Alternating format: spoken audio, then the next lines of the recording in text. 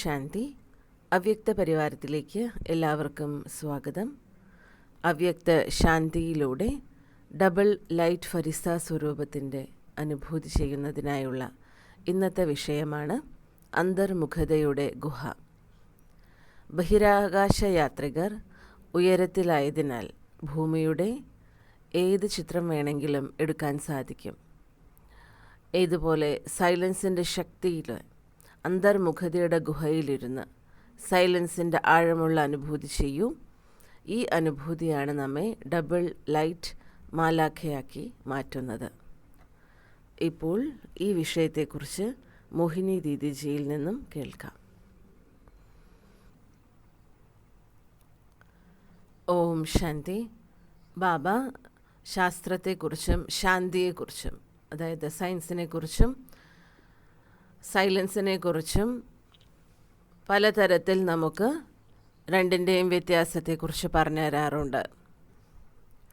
ശാസ്ത്രജ്ഞർ എപ്രകാരത്തിൽ എന്തെല്ലാം ചെയ്തു എന്നുള്ളതും ബാബ പറഞ്ഞു തരാറുണ്ട്.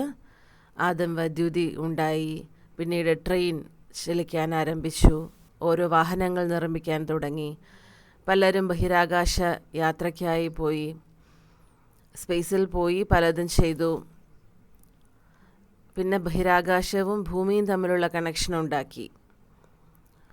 നിങ്ങൾ ഗൂഗിളിൽ അടിച്ചു കൊടുക്കുമ്പോൾ ഇവിടെ ഇരുന്നുകൊണ്ട് തന്നെ സാറ്റലൈറ്റ് വ്യൂവിലൂടെ നിങ്ങൾക്ക് നിങ്ങളുടെ വീട് കാണാൻ സാധിക്കില്ലേ? അതും സയൻസിൻ്റെ ശക്തിയാണ്.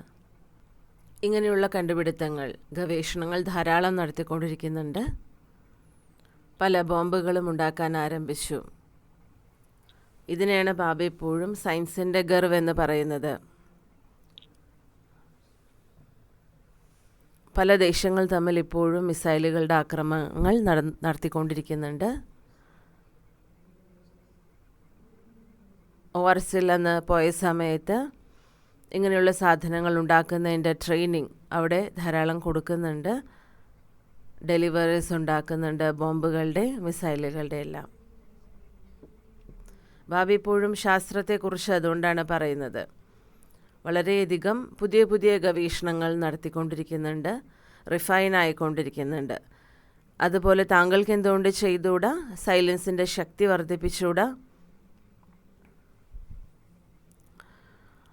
ആദ്യം നമുക്ക് റിയലൈസേഷൻ വേണം. നമ്മുടെ ഉള്ളിലും നമുക്ക് എന്തായി തീരണം എന്നുള്ള ഭാവന ആദ്യം വേണം. എന്തെല്ലാം വലിയ പരീക്ഷണങ്ങൾ വന്നാലും നമുക്കതിൽ പാസ്സാകണം, അഥവാ മറികടക്കണം തൻ്റെ യോഗബലത്തിലൂടെ. അതിനായി ആദ്യമേ തന്നെ തൻ്റെ സ്ഥിതി ഉറപ്പുള്ളതാക്കണം. യോഗബലം വേണം. അങ്ങനെയെങ്കിൽ നമുക്ക് മനസ്സിലാക്കാൻ സാധിക്കും പാസ്സാവോ ഇല്ലയോ എന്നുള്ളത്. നമ്മുടെ സ്ഥിതി വളരെ പ്രധാനമാണ്.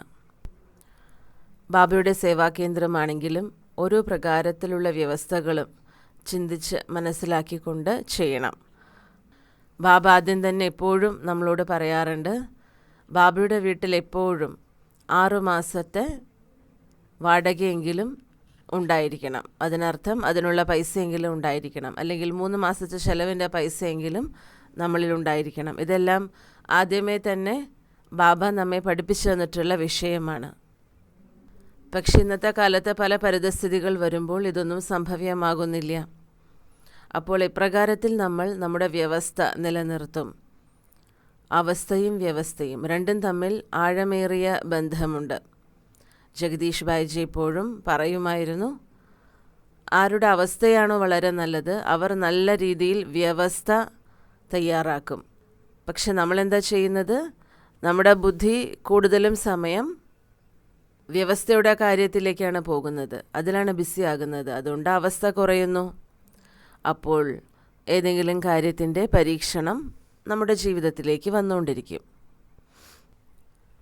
ഇന്നത്തെ അവ്യക്ത സൂചനയിൽ ബാബ പറയുന്നത് അന്തർമുഖതയുടെ ഗുഹയെക്കുറിച്ചാണ്. ഗുഹാർത്ഥം നമ്മുടെ ഭൃഗുടി സിംഹാസനം. ഭൃഗുടിയും വാസ്തവത്തിൽ മണ്ണിൻ്റേതാണല്ലോ, ദേഹത്തിൻ്റെ ഒരു ഭാഗമല്ലേ. മധുബൻ ജ്ഞാന സരോവരത്തിൽ നിങ്ങൾ ശ്രദ്ധിച്ചിട്ടുണ്ടാകും, ബാബ റൂം, അവിടെയുള്ളൊരു ബാബ റൂം ഗുഹയ്ക്കുള്ളിലാണ് നിർമ്മിക്കപ്പെട്ടിരിക്കുന്നത്.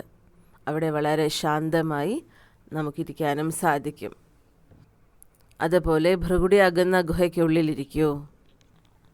ആന്തരികമായി ശാന്തമായ അവസ്ഥയിലിരിക്കുന്നത് കാരണം നമ്മൾ ഉയർന്ന സ്ഥിതിയിലാണ്. ബഹിരാകാശ യാത്രികർ ഉയർന്ന സ്ഥിതിയിലിരുന്നുകൊണ്ട് ചിത്രമെടുക്കുന്നത് പോലെ നമുക്കും എന്ത് ചെയ്യാൻ സാധിക്കും? ഏതൊരു കാര്യത്തിനെക്കുറിച്ചും പെട്ടെന്ന് മനസ്സിലാക്കാൻ സാധിക്കും. ഇന്നത്തെ കാലത്ത് നിങ്ങൾക്കറിയാൻ സാധിക്കില്ലേ, എന്തെങ്കിലും ഇൻഫർമേഷൻ നമുക്കറിയില്ല എന്നുണ്ടെങ്കിൽ അപ്പോൾ തന്നെ എല്ലാവരും എന്താ പറയുക? ഗൂഗിളിൽ അടിച്ചു നോക്കൂ, ഗൂഗിളിൽ നിങ്ങൾ ടൈപ്പ് ചെയ്ത് നോക്കൂ എന്ന് പറയും. ഏതൊരു ഇൻഫർമേഷനും നമുക്ക് അവിടുന്ന് ലഭിക്കും. അപ്പോൾ ഗൂഗിളിന് ഇതെല്ലാം എവിടെ നിന്നാണ് ലഭിക്കുന്നത്? ഒരിക്കൽ ഞാനൊരു സ്ഥലത്ത് പോയ സമയത്ത് എനിക്ക് കാണിച്ചു തന്നു. അവിടെ വലിയൊരു സാറ്റലൈറ്റിൻ്റെ ഇൻഫർമേഷൻ കളക്ട് ചെയ്യുന്ന ഒരു സെൻറ്റർ ആയിരുന്നു അത്. അപ്പോൾ ത്രൂ സാറ്റലൈറ്റാണ് നമുക്ക് ആ ഇൻഫർമേഷൻസൊക്കെ ഗൂഗിളിലൂടെ ലഭിക്കുന്നത്. അതുപോലെ ബാബ പറയുന്നു, ഈ സാറ്റലൈറ്റിലൂടെ ഏതെല്ലാം ചിത്രങ്ങൾ എവിടത്തേക്ക് പിടിച്ചെടുക്കാൻ സാധിക്കുന്നു? സയൻസിൻ്റെ ശക്തിയിലൂടെ. അതുപോലെ അന്തർമുഖതയുടെ ഗുഹയ്ക്കുള്ളിലിരുന്ന് അന്തർമുഖതയുടെ ശാന്തസ്വരൂപ സ്ഥിതി ചെയ്തുകൊണ്ട് ഈ ശാന്തിയുടെ ആഴമുള്ള അനുഭവമാണ് നമ്മെ ഡബിൾ ലൈറ്റ് ഫരിസ്തയാക്കി മാറ്റുന്നത്. പരിതസ്ഥിതി നമ്മുടെ കൺട്രോളിലല്ല, എന്നാൽ സ്ഥിതിയാണ് നമ്മുടെ കൺട്രോളിലിരിക്കുന്നത്. ഇപ്പോൾ നോക്കൂ, എക്സാമിനേഷനിലേക്ക് നമ്മൾ പോകുന്നു. എക്സാമിനേഷൻ എഴുതാൻ ഏതെല്ലാം ക്വസ്റ്റ്യൻസാണ് നമുക്ക് വരിക? അതിൻ്റെ ഒരു ഐഡിയ നമുക്ക് ഉണ്ടാവില്ലല്ലോ. പക്ഷെ ഞാൻ എന്ത് ചെയ്യണം?